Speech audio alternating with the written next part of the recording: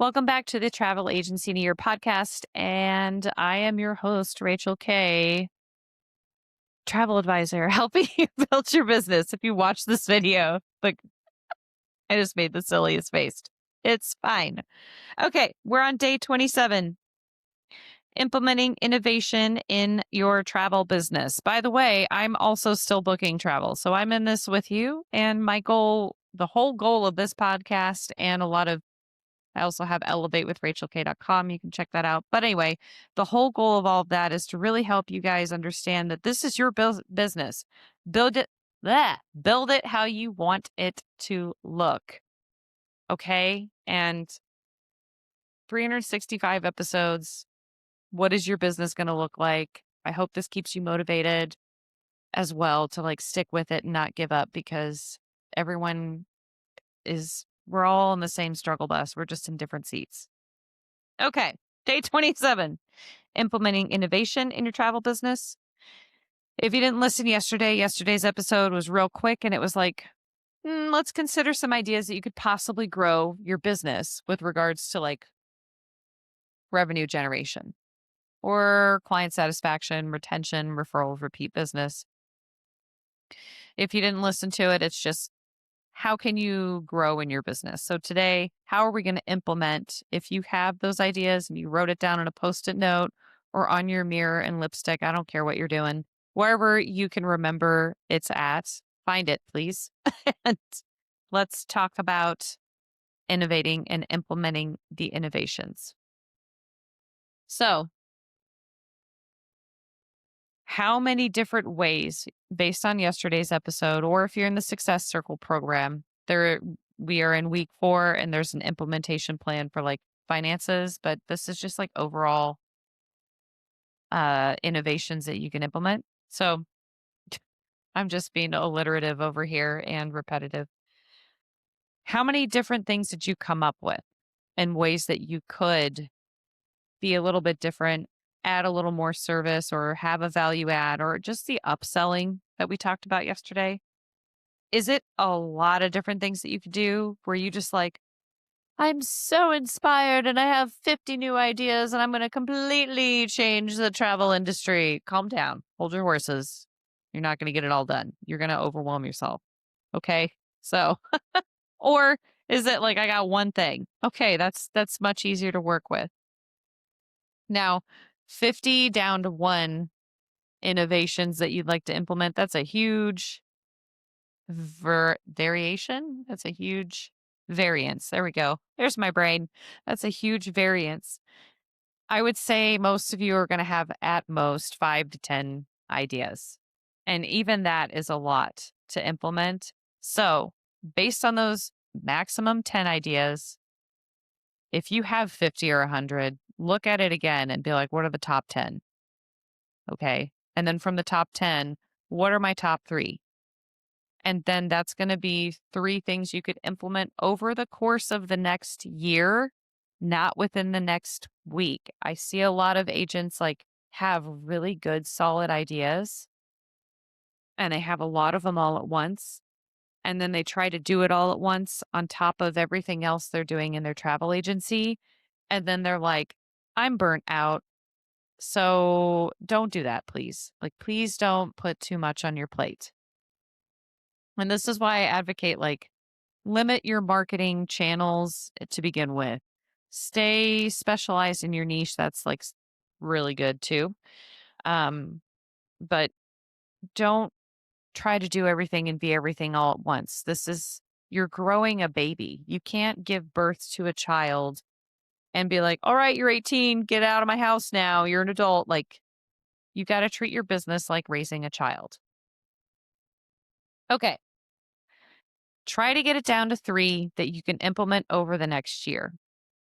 What of these innovations that you have come up with, and if you don't have them, don't worry about it. Just keep this in mind if you do have a random day where you're just like, angels from heaven shine their light on you, and you're just like, have all these ideas, like, calm down.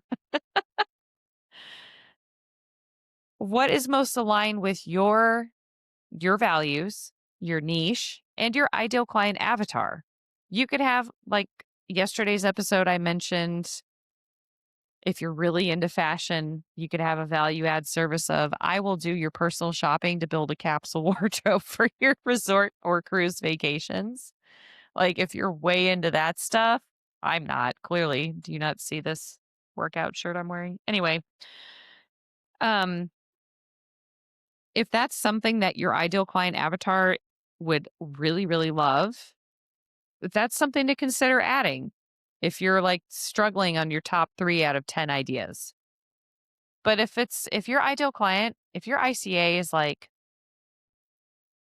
business, professional, corporate, like that kind of stuff, they're gonna be like, "What are you talking about? This is all about work. I'm hosting a conference on blah blah blah blah blah." Like they're not gonna be aligned with that. Skip. Put it on the back burner if you change niches. So of those 10 or of the 3, if you're struggling to get down to top 3, but even in the top 3, what is most aligned with your ideal client avatar? How big do you think the demand would be? So, an example of this is I saw a huge gap in wedding and event planning in the destination wedding quote unquote specialist industry. It's basically a bunch of travel agents that have a no shade to anybody, but what I found was it was a bunch of travel advisors who, yes, they understand that there's wedding packages. Yes, they understand it's group travel bookings. No, they can't tell people, oh, this floral arrangement's going to be about 16, $1,700 extra. And no, we don't know what a day of timeline looks like. Even the ones that are like, I totally had my destination wedding at a resort and now I plan destination weddings for you. Again, no shade. Sorry if I'm insulting you right now.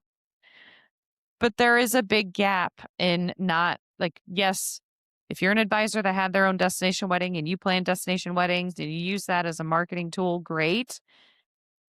But there's so much more nuance than just what your package was and what your wedding day looked like, right? So I did see a gap in that. And I decided to offer, because I have extensive experience with wedding and event planning in general, I was like, I'm just going to offer this. And the number of people that responded very well to it and still do to this day was astounding. There was enough demand to at least bump me up in the industry. Like I've scaled back big time and how much I want to book for travel, but it instantly took me from like mediocre to top, like one of the top performers just because I knew how the wedding day worked. It's weird. Okay. And I'm sorry. Please don't think that I'm bragging. Please don't think that I'm hating on anybody. I'm just saying, like, I saw that gap. It works for my business. It brings in a good ROI on my investment. Okay. Because the demand is there. Okay. How much more time will this innovation add to your workflow or processes, or how much more time will it save? This could be as simple as like I like to screen record and templatize as much as I can for my onboarding, specifically for like wedding and group host clients. And there was a small like investment to set up the screen recording software. And then I had to set up my time doing it the first time. But it was a huge time saver, and it's not even like a big innovation. It's not like, "Ooh, Rachel's doing something different." Like, no, I just realized this will make my life easier. So, if it's something that is gonna take up more of your time, then reduce your time. You should consider charging a fee. You should, or if you already charge a fee, you should consider having a higher tiered package that has this more additional time that you're taking and have that be a higher tiered service that you offer. You could conversely have an add on to it, like to your regular fee. What does that look like? Can you do it? Hopefully, your host agency allows you to charge fees because it shouldn't really be. I don't even know how to respond to that right now. We're not going to talk about hosts right now.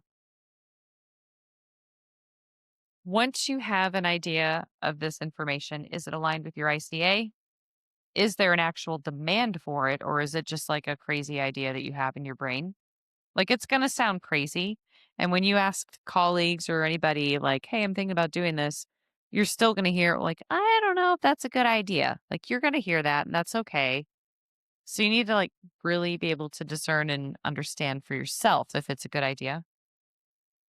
Is the demand there? And is it going to add a ton of more work to your process? Is it going to be like indefinite work that you're just going to be stuck doing forever? Or is it something where I've got to spend more time setting this up, but once it's set up, it's going to be amazing? Like, consider all these different things, hopefully, of your top three.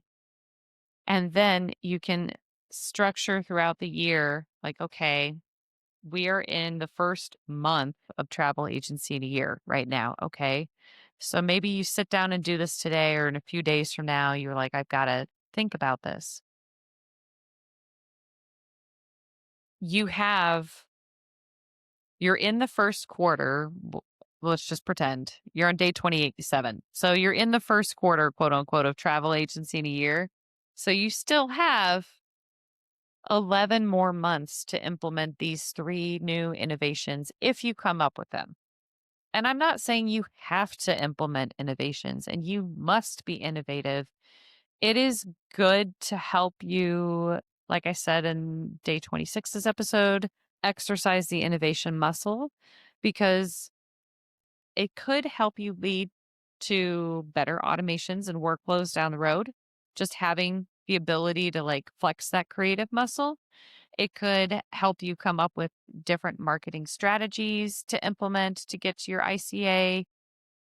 Even if, like, right now your ideas are like, I'm going to book trips to the moon. I'm sorry. I know there are, I know that could be a thing. And I'm just laughing about it because I just pictured silliness in my head. Okay. But if it's something like that, you can stop yourself. Is there demand for it? Is there a rise in demand for trips to the moon? Is it aligned with your ICA? How much more time is it going to take for you to figure out how to book trips to the moon? Why did I choose that? I'm just giggling about it over here. So, even if it's like a ridiculous thing, like I'm going to only book travel for circus clowns, that's my ICA. Is it though? Is it? Even if it's something silly like that, you have to go through this process of like, does this even make sense? And that's going to help you take your creativity and implement innovations that actually work in your business over time. Yes, you're going to implement things that you're like, this is genius. And you're going to be totally wrong. And you're going to have to modify things. And that's okay. But this is all just like I've said. Well, I don't know if I've said this in previous episodes. I do say it a lot in the live Q&As, and I do say it a lot throughout the Success Circle videos. Like, this is low key like a scientific experiment. You're just testing hypotheses and you're just like swapping out variables constantly. So, right. I hope you can come back. Like, you can always come back to this episode if you're like, oh, I just got random inspiration. Day 27. Remember, 27. I don't know how you're going to remember that, but it'll be titled like Implementing Innovation. If you like this episode, if you know of another travel advisor who's riding the struggle bus and building their own business, share this podcast with them. Send them to elevatewithrachelk.com. They can always send me an email. You can always send me an email. I'm here. And I hope you have a wonderful day.